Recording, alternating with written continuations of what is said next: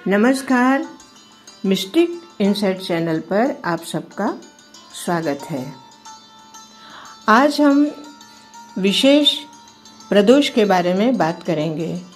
वैसे प्रदोष व्रत के बारे में सभी जानते हैं और 3 प्रदोष ऐसे होते हैं जिसके बारे में करीब करीब सभी लोग जानते हैं। सोम प्रदोष, भौम प्रदोष और शनि प्रदोष।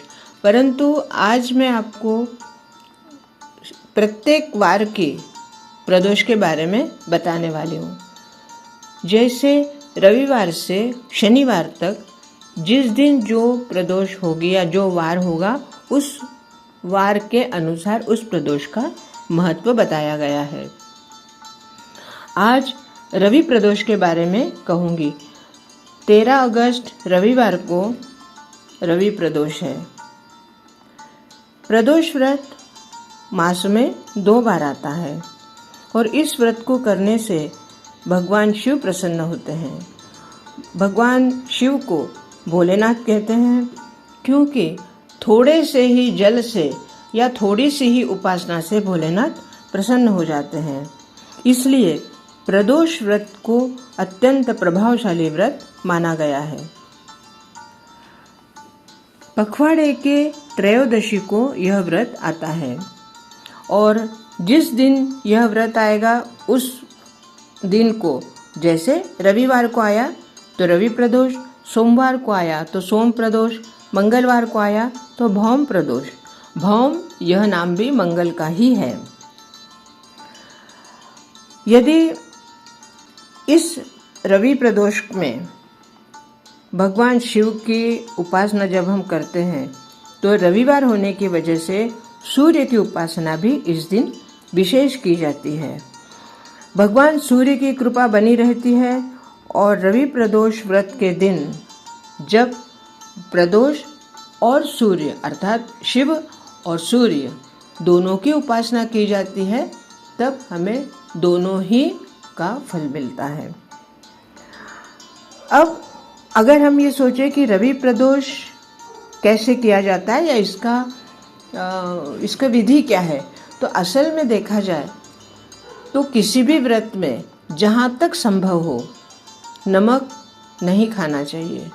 फिर भी अगर कोई बहुत ही ज़्यादा, जिसको कोई बीपी की या इस तरह से कोई अगर रोग है, जिनको कि लो बीपी है या इस तरह का कि जिनको नमक खाना अति आवश्यक है, तो सेंधा नमक वो भी बहुत ही आवश्यकता के अनुसार लेना चाहिए।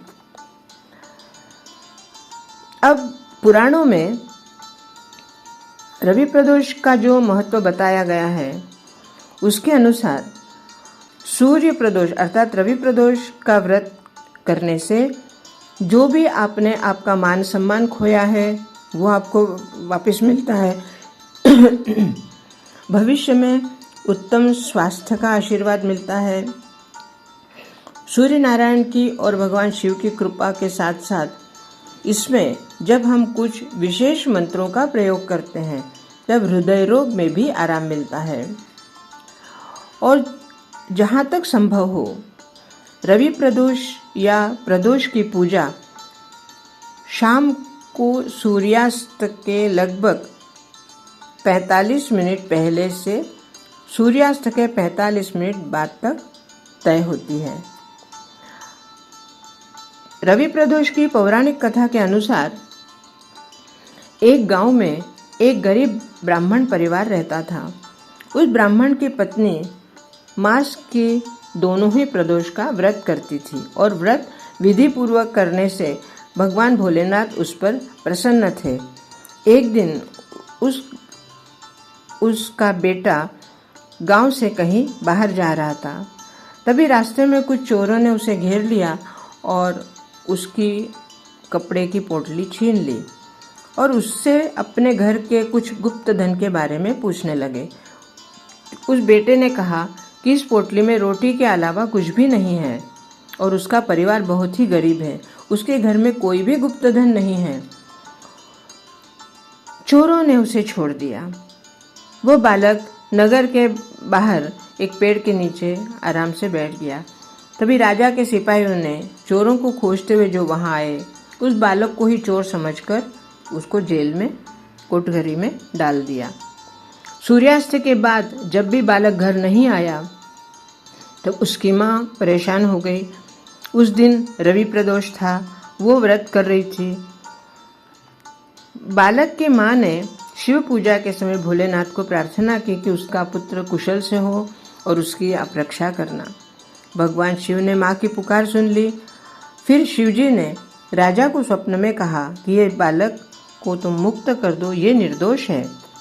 अगर उससे तुमने बंदी बनाकर रखा तो तुम्हारा सर्वनाश हो जाएगा। अगले दिन सुबह राजा ने उस बालक को रिहा करने का आदेश दिया और बालक को राज दरबार में बुलाया। उसने पूरी घटना राजा को सुनाई। इस पर राजा ने माता पिता को दरबार में बुलाया और उनको कहा कि अब आप बेफिक्र रहिए, आपका बेटा निर्दोष है, उसे मुक्त कर दिया गया है। राजा ने ब्राह्मण परिवार की जीविका के लिए उसे 5 गांव दान में दे दिए। भगवान शिव की कृपा से वह ब्राह्मण परिवार एक संपन्न परिवार सुखपूर्वक अपना जीवन व्यतीत करने लगा और उस बेटा जो कि उस ब्राह्मणी का जो शिव भक्त थी, जो प्रदोष व्रत करती थी, उस बेटे ने भी अब से प्रदोष व्रत करना आरंभ कर दिया। इस तरह से प्रदोष व्रत की महिमा का पुराण में बखान किया गया है, वर्णन किया गया है। अब आज के ज़माने में अगर हम देखें तो अगर किसी व्यक्ति ने या अगर किसी व्यक्ति को किसी झूठ आरोप में किसी के ऊपर कोई लांछन लगा दिया जाता है या किसी झूठे केस में फंसा दिया जाता है तो भगवान शिव के साथ सूर्य नारायण की उपासना करने से उसके ऊपर लगा आरोप दूर हो जाता है और वो निर्दोष साबित होता है। यही भगवान शिव की और सूर्य नारायण की कृपा होती है और इस तरह रवि प्रदोष के पौराणिक कथा समाप्त होती है।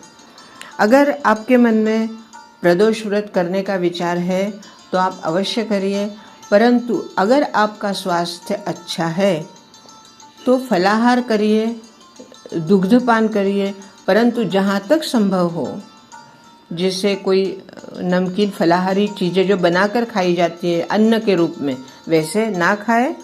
फल लीजिए, फलों का रस लीजिए, दूध लीजिए और इस तरह से व्रत करिए। आपको भोलेनाथ और सूर्य नारायण की अवश्य कृपा होगी। नमस्कार।